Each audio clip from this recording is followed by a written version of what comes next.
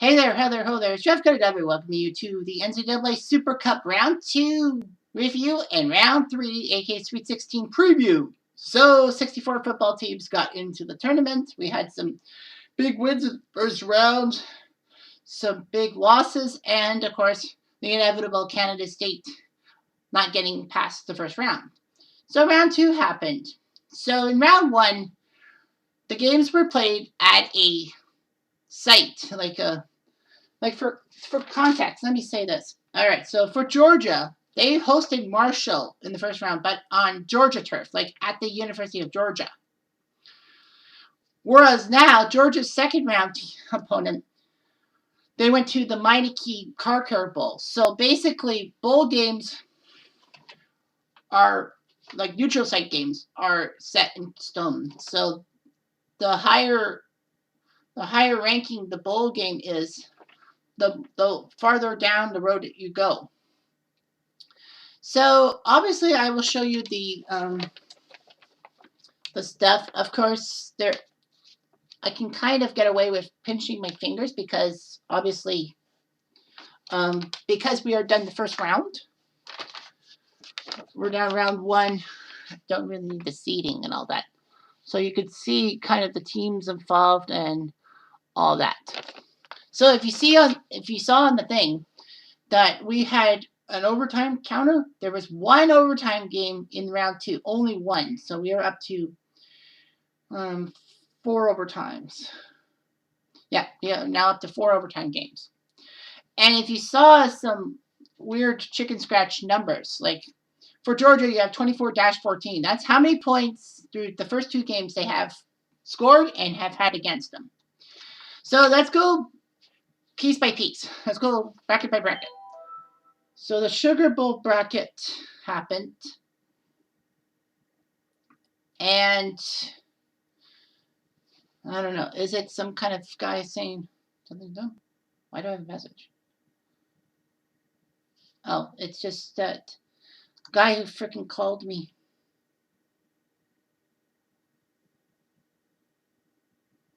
Yeah.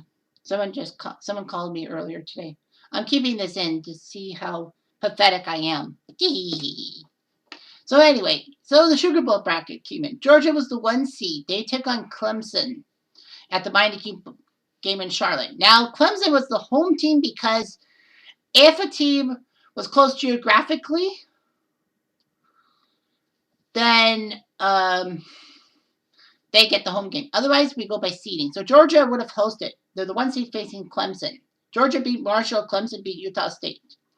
However, in this game, it was a back and forth defensive effort. But in the end, Georgia survived Clemson's best efforts, winning by the score of 14-7. So Georgia wins another close one. They actually had to go to overtime against Marshall.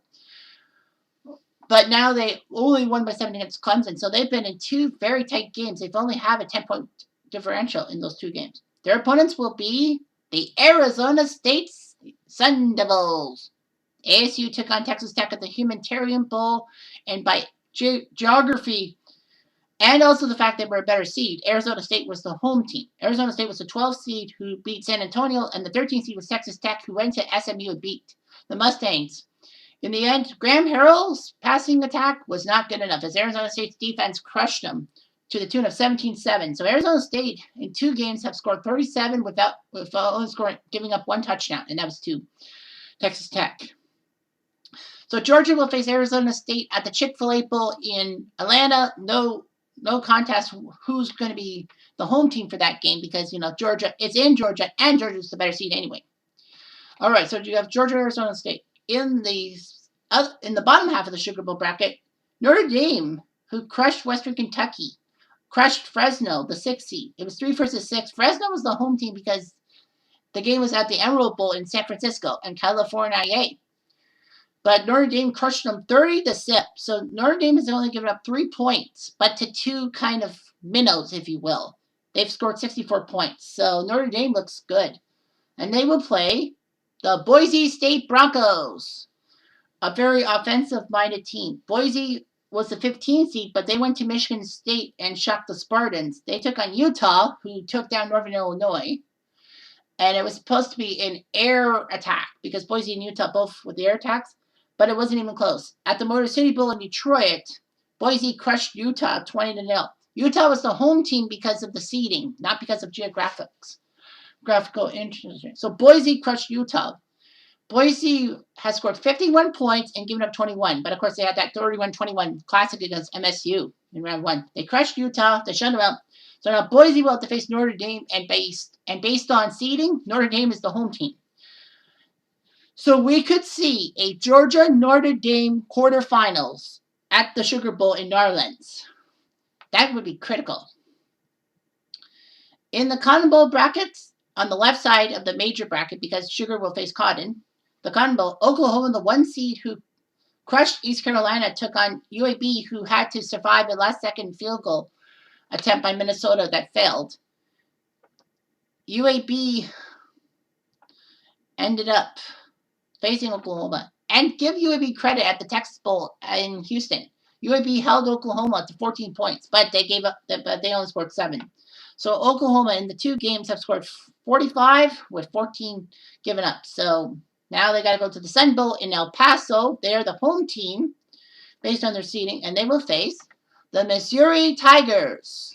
Missouri took care of UTEP easily, and Pitt had that scare from Dakota State. They played at the Armed Forces Bowl. Pitt was the better seed, so they got the home game, as it seemed. And Missouri crushed Pitt in Defiant Powder 31-7. Wasn't even close. I thought Pitt would make it interesting. But unfortunately, Missouri won. So Missouri, who scored 51 points and only given up the 1 touchdown to Pitt, UTEP, they shut them out. So Missouri seems to be huge, but it's Oklahoma. What do you expect? So Missouri is going to probably be the underdog in the Cotton Bowl thing. And in the bottom half of the Cotton Bowl bracket, Wisconsin, the 11th seed who went to Lafayette, who hosted Lafayette and beat them, took on UCLA, who went to Texas A&M, beat the 12th man, 17-3. So Wisconsin and UCLA met at Tiburon Stadium in Florida, and Wisconsin got to host that game because of their seeding, because it was 11 versus 14, and Wisconsin narrowly beat UCLA 17-10. So big win for Wisconsin. They have scored 34 points, giving up only 10. Their opponent at the Gator Bowl in Jacksonville will be their Big Ten rivals, the Ohio State Buckeyes.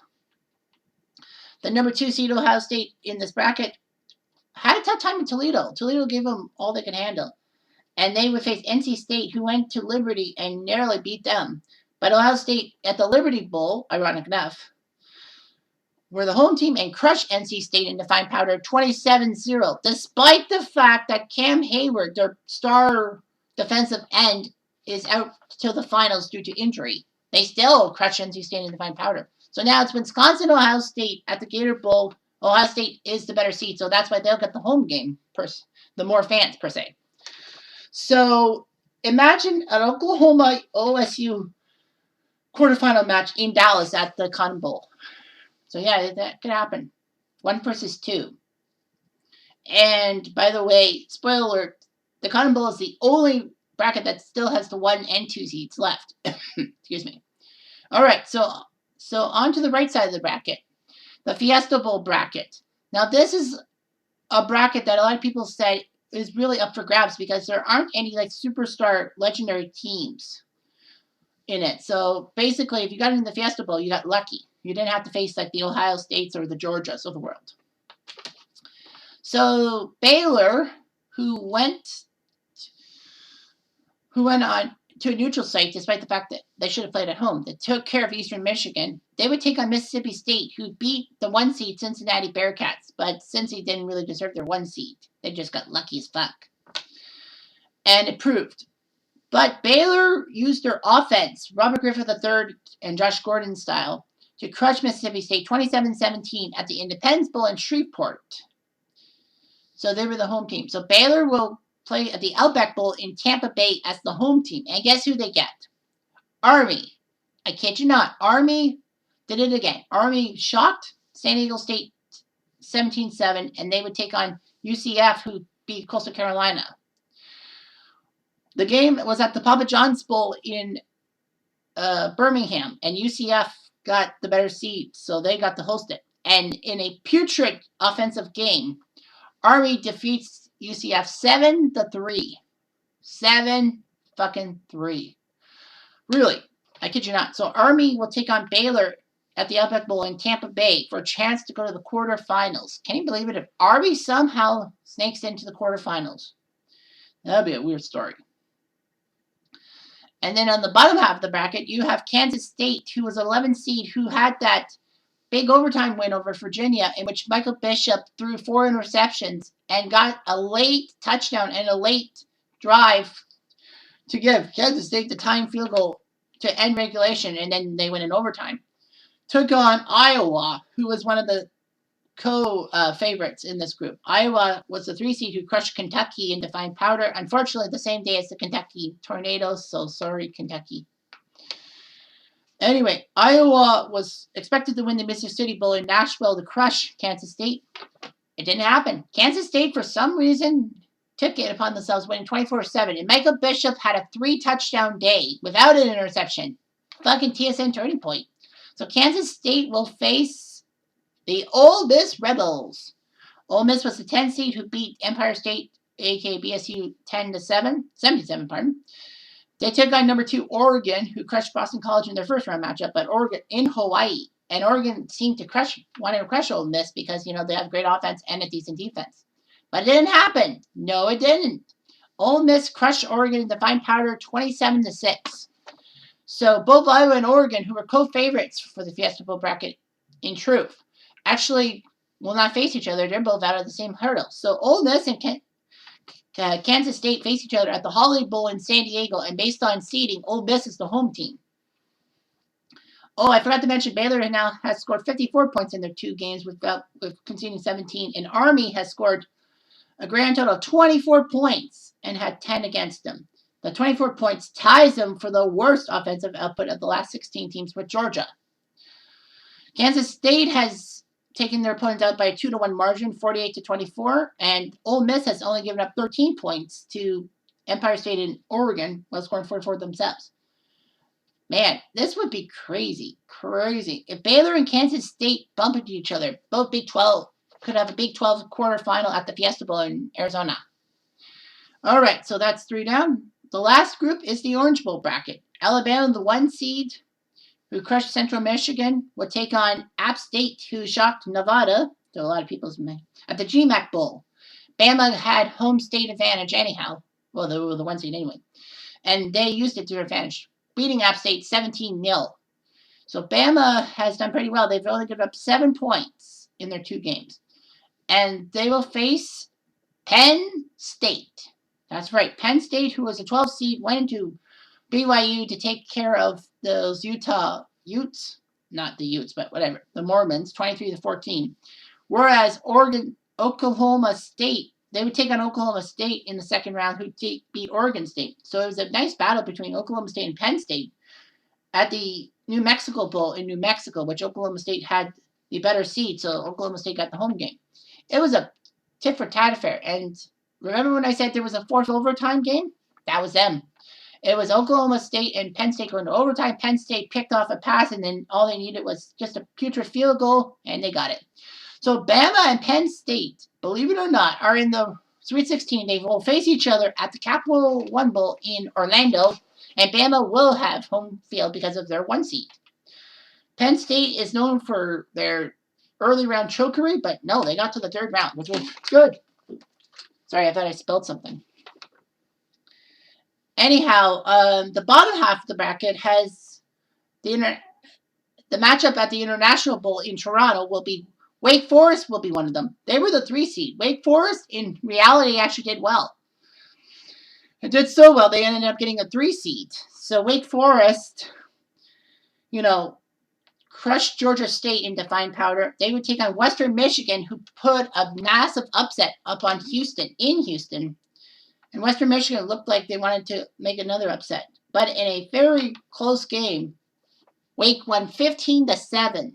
The bad news for them is that their star running back is out to the semifinal because of injury. So Wake Forest will have to have a better run here. But Wake Forest has only given up 7 points, and that was to Western Michigan, while giving up 9 to Georgia State.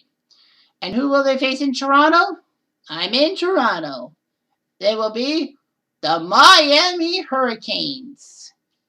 Here we come. Rocking like some hurricanes. Miami, who were a 15 seed because of how late they were coming into the tournament, went to Michigan and beat Michigan. They would take on Air Force, who crushed Canada State into fine powder. But it was my fault. I threw 3 pick sixes. Anyway, Air Force looked good. Air Force did okay, but they only lost by 8. But still, Miami won the game. So it is Miami versus Wake in an ACC battle. Miami scored 27 points, giving up 9. Now, of course, you'll be thinking to yourself, hold on, aren't you not supposed to have 2 teams from the same conference?